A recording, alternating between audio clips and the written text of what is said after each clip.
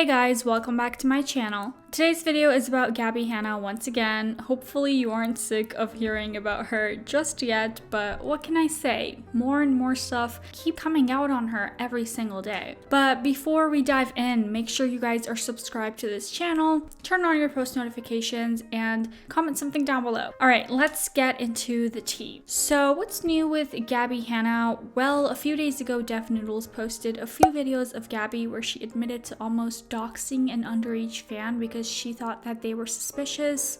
In the Twitter thread, there were also screenshots of messages of one of Gabbie's former fans who also came forward explaining in DMs how Gabbie allegedly used Patreon to coordinate harassment campaigns against people critical of her. And Gabbie discusses with her fans on a video chat several accounts that they should keep an eye on. There is also a TikTok that shows Gabbie's fans flagging content that exposes her. It's just a big mess. Let's get into it. Firstly, in those leaked video chats with Gabbie, she talks about her breaking point and being afraid of a user that was suspicious. She mentioned that this user reminded her of somebody else.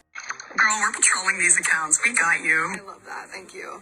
My breaking point, which there was this kid, I don't know if you guys saw, sweet little boy named, and I was so convinced it was somebody else because of something they had said.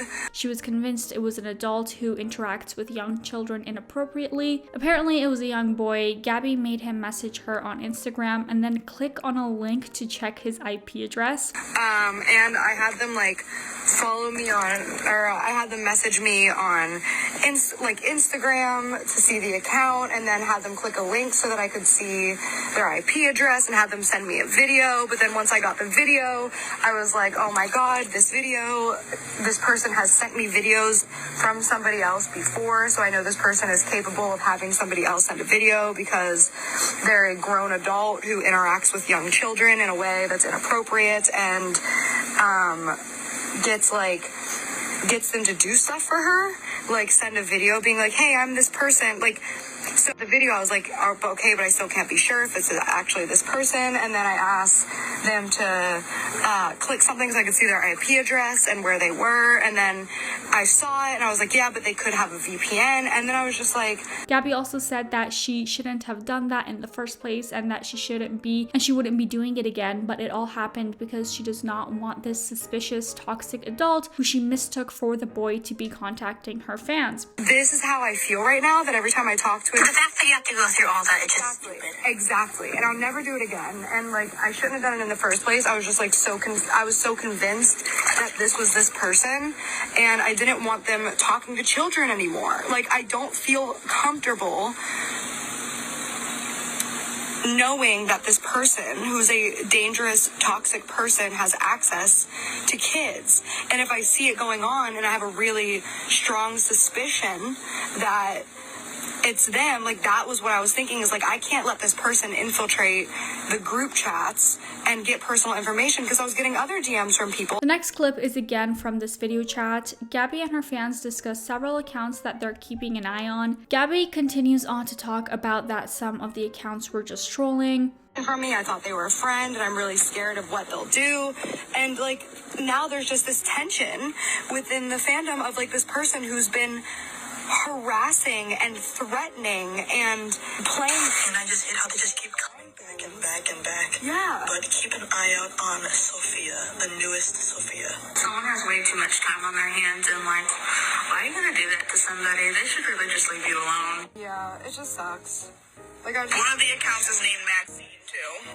I think those accounts are gone though. I'm pretty sure they got deleted, but I know who they are. They're people that used to be in the fandom, and they're just trolling. I don't think that they're harmful, and I don't think that they're the same person. I think they're just people trolling at the end of the day.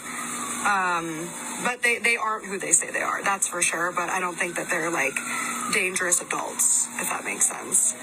Under this thread on Def Noodles' Twitter, a lot of people were not happy with Gabbie's fandom. People were saying that she should be removed from Patreon, that she shouldn't be engaging with her underage fans because it's not a healthy environment, and so on. And now let's take a look at the screenshots of messages where an ex-supporter of Gabbie and an ex-member of her Patreon as well talks about how toxic Gabbie's fandom is. The ex-fan gives insight and information about many times where Gabbie's fans have made false accusations and allegations against Jen Den and other creators.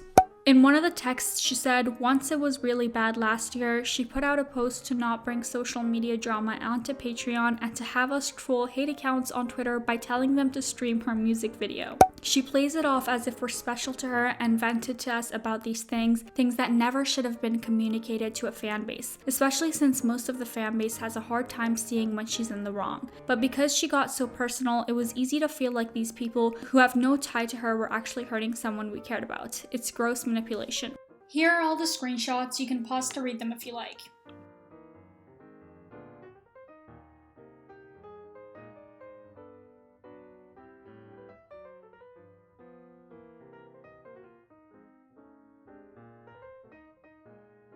And to top all of that off, here is some tweets from Gabbie's fans about spam reporting Jen Den. One user said, "Mass reporting Jen Dent on Twitter isn't just an activity, it's a lifestyle, a reason to breathe and escape from this cruel world filled with thieves. It's art, the first gift you open on Christmas, a hug from a loved one, everything you've ever wanted, everything you need." That's just weird. The fact that Gabbie would let her fans go after someone like that is just showing how much she doesn't care if others are bullied. And Jen Den is not the only instance. Similar situations have occurred before. The most recent victim of Gabbie's mob mentality fanbase was Rachel Oates. Last summer, during Gabbie's infamous scandal, Hello Leash, another small creator, was attacked and harassed multiple times. She has multiple videos on her channel talking about Gabbie and the fandom, so you can check them out if you need more info on that. And last but not least, in the Twitter thread post by Def Noodles, there was a TikTok posted about how Gabbie and her fans have been allegedly flagging content exposing Gabbie on all platforms. Here is the clip. Gabbie, was there something I said that you didn't like, so you reported my video for harassment and bullying? I'm still gonna talk about it. It's actually pretty convenient considering that I have been texting Jen all morning and her phone got hacked. Jen has an iPhone, and I know what you have, a trusty Apple MacBook. I'm gonna make it very clear on what Gabbie has done. Gabbie Hanna spread a rumor about my friend Jen Dent, a well-known rape survivor advocate of Child R. When Jesse posted this, Gabbie didn't respond to this.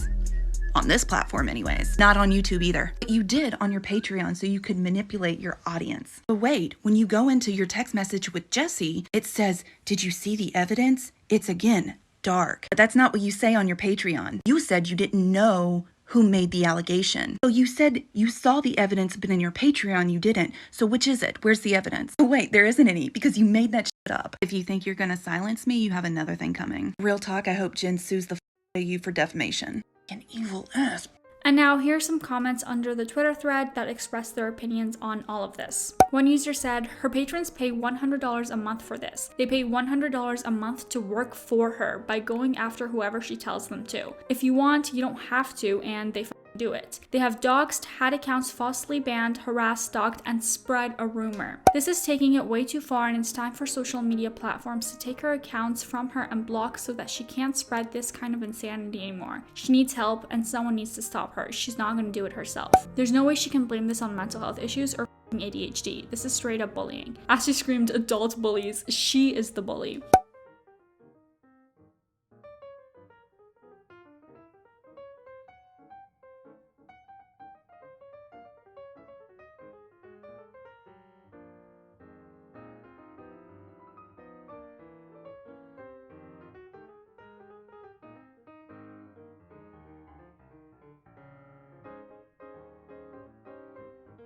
How do you guys feel about all this? Do you think Gabbie should take accountability for her fans' actions? Is she purposely making them go after creators? Should Gabbie be deplatformed from Patreon or possibly YouTube? Definitely let me know your thoughts down below on this one.